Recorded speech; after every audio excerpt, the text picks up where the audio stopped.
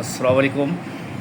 হ্যাঁ, junior homeo বন্ধুরা ও সমাজের সাধারণ মানুষকে অবহিত করার জন্য আমার এই ভিডিও। আজকে একটি সুন্দর ফলো আপ কেস শেয়ার করব। এই ভিডিওটা কিন্তু আমি দিয়েছিলাম বেশ কিছু দেড় মাস আগে দিয়েছিলাম। দেখিয়েছিলাম যে কোন মেডিসিন আজকে রুগী 1.5 মাস পরে আসলো আমার কাছে ওষুধ নিতে।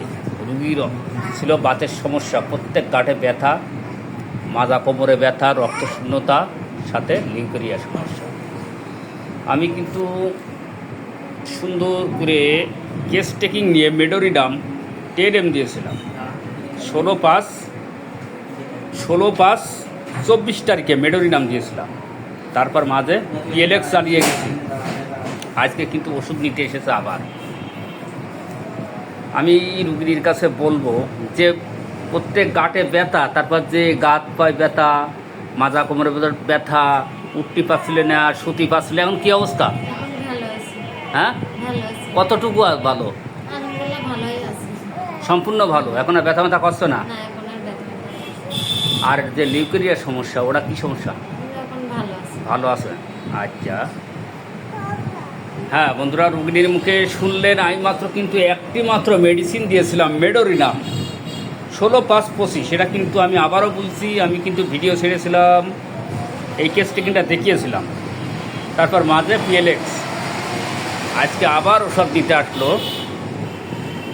আমি আজকেও প্লাসিবো দেবো, যেহেতু রুগী ভালো আছে সেহেতু আমি প্লাসিবো দিয়েই বিদায় করে দেবো।